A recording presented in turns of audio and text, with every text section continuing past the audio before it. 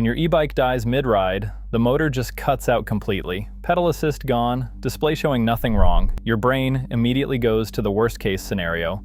Fried motor, bad controller, a repair bill you weren't planning for. And if you take it to a bike shop, they'll confirm that fear. They'll run a diagnostic, tell you the motor isn't responding, and quote you somewhere between $300 and $800 for a replacement hub motor. Some riders hear that number and just write the whole bike off. Here's the thing though, in the majority of these cases, the motor is completely fine, the drivetrain is fine, the controller is fine, the entire failure, the stuttering, the cutout, the total loss of power, is coming from a component so small you could balance 3 of them on your fingernail. A component that costs less than $2 to replace. It's called a Hall effect sensor, and knowing what it does, why it fails, and how to handle it yourself is the difference between a $2 fix and a $500 mistake that didn't need to happen. If you're new here, subscribe to VoltFlow. We put out the kind of e-bike knowledge that most riders only stumble onto after something has already gone wrong. Hit subscribe, it takes 1 second, and it keeps videos like this one coming. To understand why a Hall sensor failure is so easy to miss, you need to understand what the sensor is actually doing inside your motor. Your e-bike hub motor is a brushless DC motor, no physical brushes moving current around. Instead, the controller handles everything electronically. It fires power through 3 sets of copper windings inside the motor, called phases, and it has to do that in a precise sequence to keep the rotor spinning smoothly forward. Think of it like a relay race. The baton has to pass at exactly the right moment. Get the timing wrong by even a fraction, and the whole thing breaks down. To get that timing right, the controller needs to know where the rotor is at every single moment of rotation. That's the one job of the Hall sensors. Inside the hub motor, just a few millimeters from the spinning magnets, there are 3 of them. Tiny semiconductors arranged at either 60 or 120 degree intervals around the stator. As the rotor spins, each sensor detects the magnetic field passing by and sends a signal back to the controller.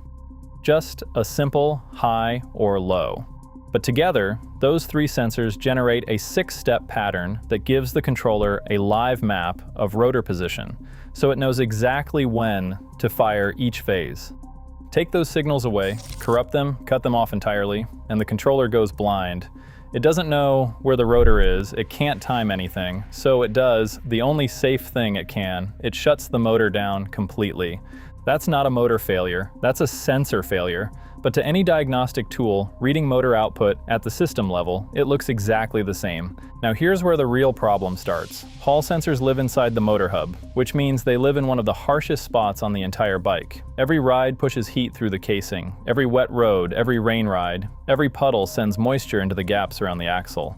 And over months and years, that combination, heat cycling with moisture intrusion, creates exactly the conditions needed for oxidation to take hold. The sensor connector pins corrode. Sometimes it's visible, a green or white residue on the contact surface. Often it's not.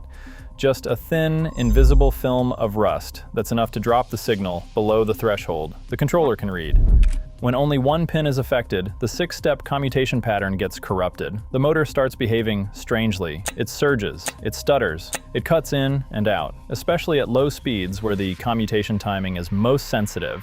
When the corrosion is heavier, the circuit breaks entirely and the motor just stops. What makes this failure particularly hard to pin down is that it isn't always consistent. Cold weather causes metals to contract slightly, sometimes just enough to close a corroded connection and make the bike work. Then the motor warms up, metal expands, the connection opens again, and the power cuts out. Riders describe it as the motor working fine in the morning and dying by the afternoon. That is textbook Hall sensor oxidation behavior. And because the sensors are inside a sealed hub, most people assume they're dealing with an internal motor failure, something requiring a full motor swap. The sensor is never even on the list of suspects. Before you open anything, test first. All you need is a multimeter. Find the Hall sensor cable running from the motor axle toward the controller. It runs alongside the thicker phase wires and it ends in a 5-pin connector. Thinner gauge, usually a different color housing. The 5 wires are power, ground, and 1 signal wire per sensor. Power the bike on without engaging the throttle.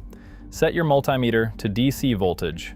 Probe the power wire. You should read 5 volts. Probe ground, 0. Now touch each of the 3 signal wires one at a time and slowly rotate the rear wheel by hand.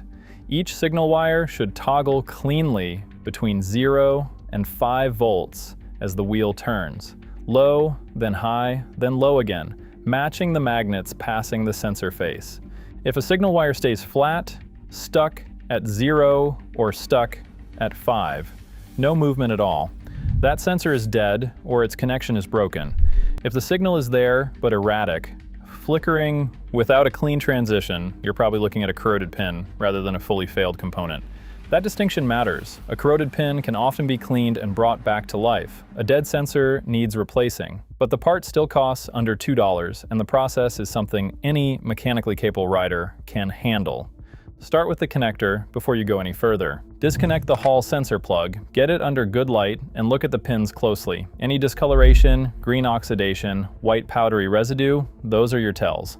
Spray a small amount of electrical contact cleaner directly into the connector, then work the two halves in and out several times to move the cleaner across every contact surface. Let it dry completely. Reconnect and rerun the multimeter test. In a surprising number of cases, that's it. Signal restored, motor back online, problem solved in under 10 minutes. Before you button everything back up, pack the connector pins with a thin coat of dielectric grease. It doesn't conduct electricity, it just seals the contacts against moisture. That one step can prevent the same failure from coming back season after season. If cleaning doesn't bring the signal back, you have a physically failed sensor, and now you need to go inside the motor. This is a good moment. If you're getting value out of this, subscribe to VoltFlow right now. We go this deep on every video. Real component level knowledge, real repairs, the stuff that keeps you from writing a check you didn't need to write. Subscribe and you won't miss what's coming. Opening a hub motor varies a bit by manufacturer, but the sequence is consistent across most bikes. Pull the rear wheel. Use a spanner wrench or pin wrench to remove the axle nut on the non-drive side. Then work the motor casing apart. Most hubs are press fit with no internal fasteners, so a rubber mallet and patience are your main tools. Go slow, work around the edge evenly, and the casing will separate cleanly.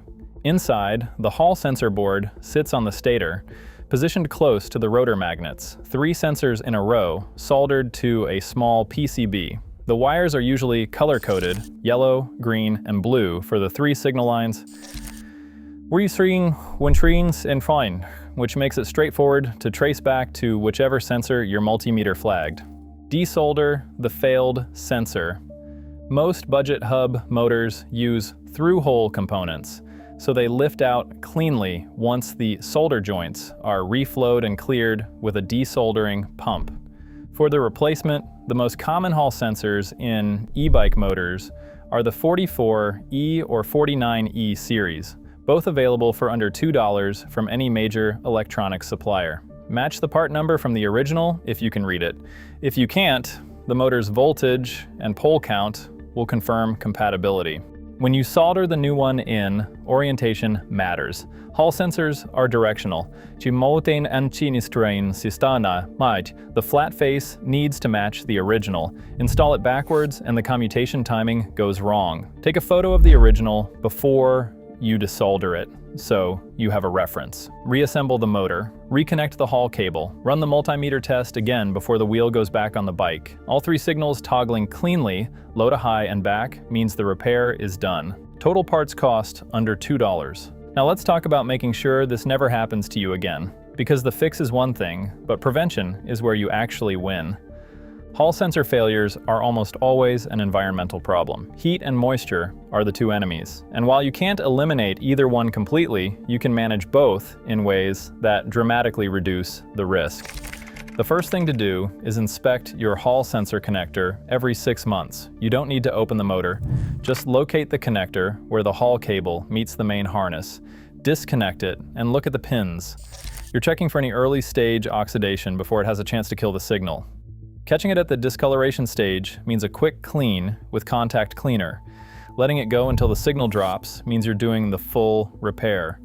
The second thing is storage. Where you keep your bike when you're not riding, it has a bigger impact on Hall sensor longevity than almost anything you do while riding. Bikes stored outside, even under a cover, are exposed to overnight temperature swings and humidity cycles that accelerate corrosion inside every connector on the bike.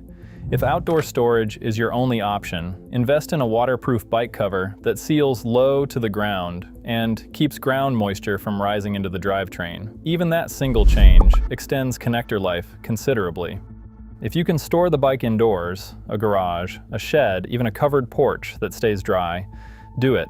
The difference between outdoor and indoor storage in terms of connector corrosion is not subtle. Bikes stored indoors in a dry environment regularly go 5 or more years without a single connector issue. Bikes stored outside in wet climates can develop oxidation problems within a single season. The third thing is what happens after a wet ride. Most riders park the bike and walk away. That's fine in dry weather. But after a rain ride, or after washing the bike, moisture sits in every gap and connector on the machine. Before you put the bike away after a wet ride, take 2 minutes to shake out what you can. Wipe down the connector housings with a dry cloth, and if you have a can of compressed air, blow it through the connector gaps. You're not trying to fully dry a sealed motor. You're just removing the standing water that would otherwise sit against the connector housing overnight and start the corrosion process. The fourth thing, and this one matters most for riders in coastal areas or anywhere with high ambient humidity, is to reseal your hall connector with fresh dielectric grease once a year, even if the connector looks clean.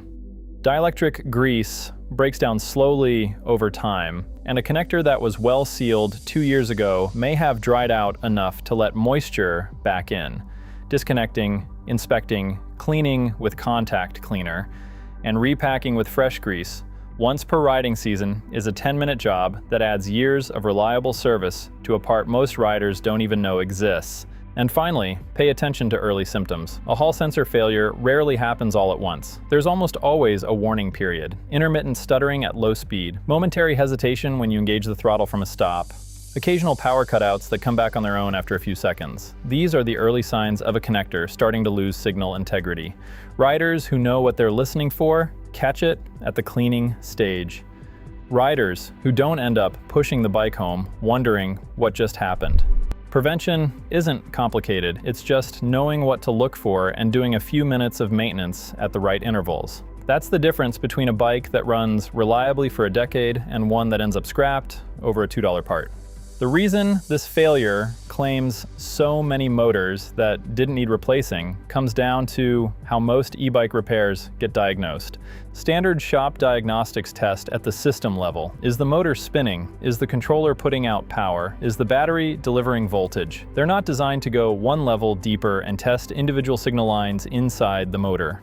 So when a hall sensor dies and the motor goes quiet, the result is motor not responding.